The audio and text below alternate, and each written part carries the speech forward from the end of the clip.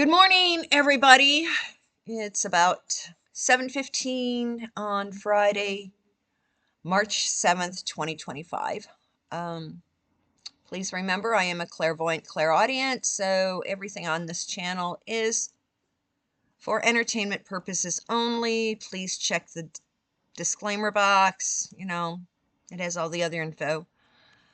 One reminder, Sunday, well, actually, Saturday going into Sunday, we switch to daylight savings time. So we spring forward 1 hour. So for those of you who are not in the United States, please make note. We'll be an hour earlier than what you are accustomed to. So, because I guess European daylight savings time switches on a different day. So, please remember that. Let's see what's going on. Yeah, this is going to affect everyone in like the United States and the UK. Walgreens, Boots Pharmaceutical, the drugstores. Well, they're getting sold.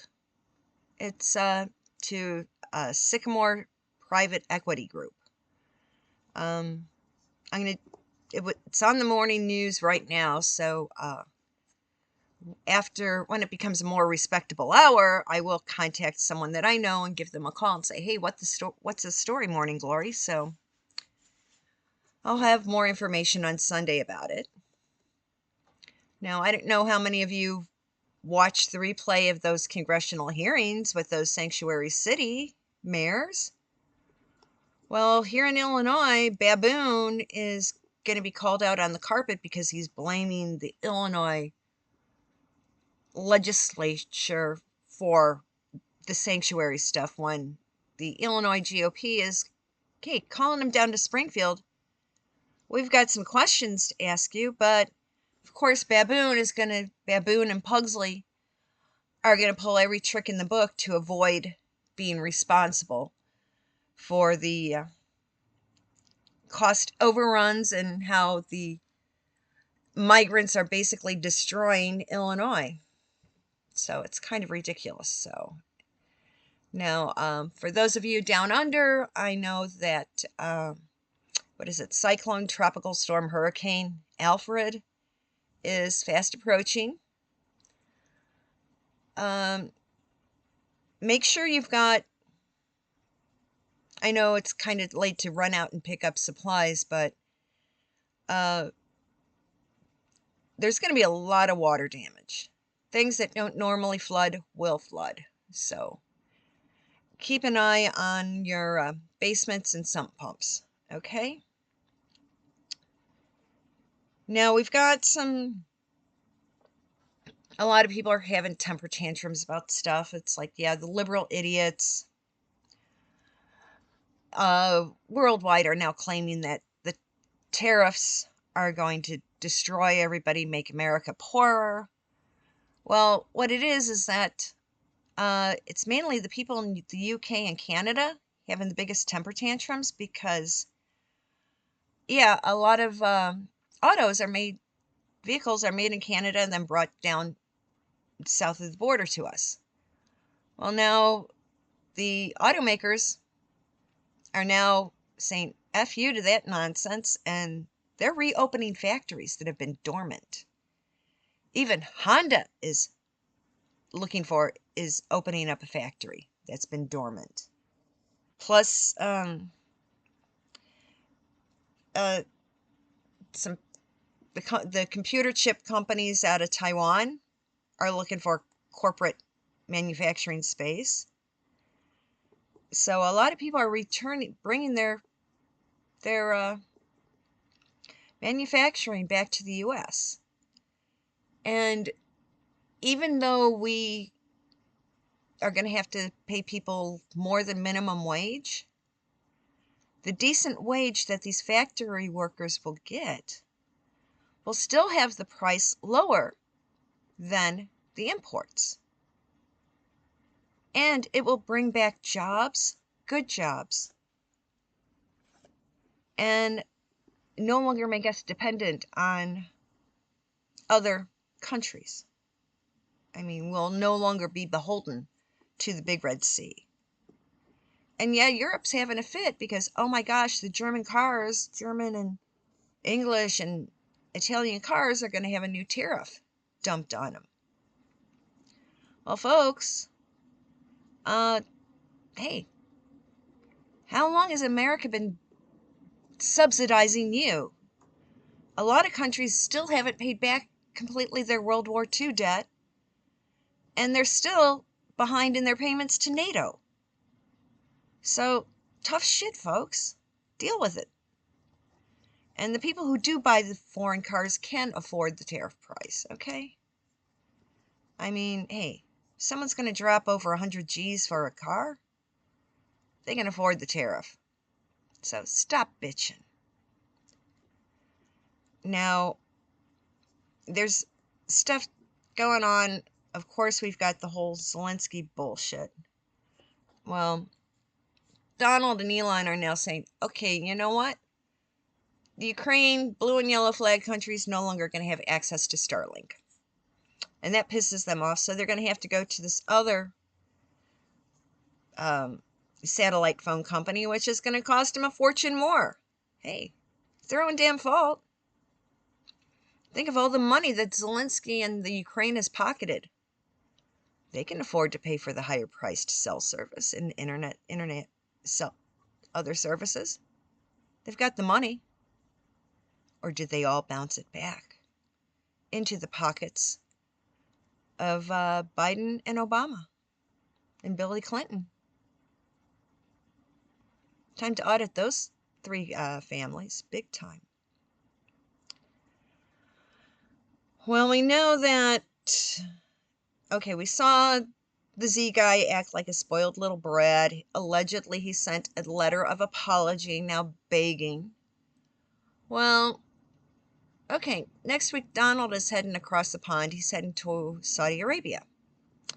He's heading to the kingdom, and he'll be in Riyadh, which is the capital. So, yeah, there's going to be a meeting with the king and the crown prince. Basically, he's going to coordinate with the kingdom on how to handle Hamas and Tehran. Definitely. Don't be surprised if the king of Jordan is there and the guy who's running Egypt is there. So you're going to have the three major Sunni leaders all meeting in Riyadh with Donald. Those four guys are going to decide how they're going to handle the dismantlement of Tehran and all its tentacles. Yeah. Hamas and Hezbollah and ISIS and Al Qaeda and Taliban, they're all shitting bricks. Because they're all going to be sitting in Riyadh, putting together a game plan. And Tehran literally is sweating bullets because they have to tell Hamas what to do, but the guys in the Gaza Strip area don't really like taking orders from Tehran. They like running their own show. But it's going to blow up for these guys.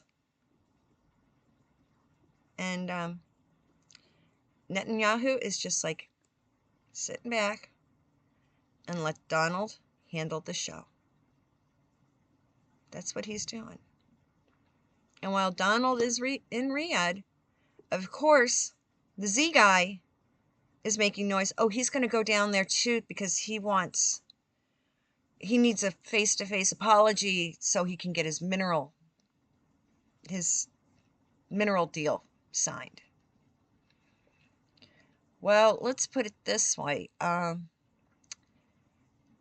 Since the Ukraine is at battles with Russia, the Ukraine has to depend on the Middle East for its oil.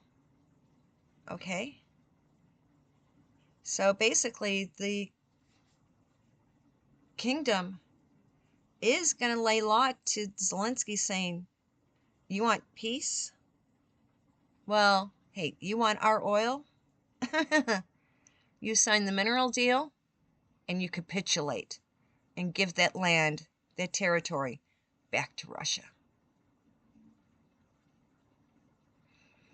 Because the Saudis don't like the Chinese, and the Chinese are the ones that are backing Tehran, and they're the ones who are actually supplying shit to Hamas. They're the ones supplying them with all the supplies to do all the evilness that they're doing. So basically you have the Sunni nations joining with the U.S. and, believe it or not, Russia to take down the Big Red Sea. That's what's going to be happening soon. And that's what I keep getting. So, and they're also going to decide who Donald and the kingdom are going to support in the shit that's going on in Syria. Right now, okay, Assad was running the country. May not have been the best guy in the world, but now Syria is being run by a bunch of evil warlords, gangbangers. And there's no negotiating with all the rival gangs that are trying to be in power. So it's going to be an interesting. Next week, we're going to see a lot of changes in the world after those meetings. And a lot of people are going to be very surprised. Because Donald is, hey, the art of the deal. He takes no prisoners. And it's going to be those meetings in Riyadh. Those are going to be major turning points in everything worldwide. Because the Big Red Sea is going to flip out. Big time. Because, let's put it this way, OPEC and everybody, the Sunni nations, have a lot of clout, especially in Asia. And even the Shiite that are all in Southeast Asia and stuff, if they are told you either align with the kingdom's protocol, or you can't do Hajj, you know all those Shiites are going to bend their knee to the kingdom. And I'm not talking England, and I'm not talking the European kingdoms. It's the kingdom of Saudi Arabia. They and Donald are going to decide how to handle a lot of shit. And we're going to start seeing more of a collapse of the Big Red Sea. Yeah, they're trying to send a new version of a flu here, but we don't have that evil wop who is taking major kickbacks, who needs to be investigated, and the rest of his cronies. So, hey, we always have a seasonal flu. And, hey, whenever they try to make a jab for it, that jab is out of date, because by the time they get a jab out for mass distribution, it's a moot point, because the virus has already morphed and mutated at least 2 to 3, 5 times. So, hey, don't get if anyone's saying, oh, you got to get the flu jab, don't. You're doing more harm than good. Just like with some of the other jabs that they're pushing people to have, because you know what? If you have the chicken pox, why reactivate the virus in your body? Why wake it up with a jab? So, yeah.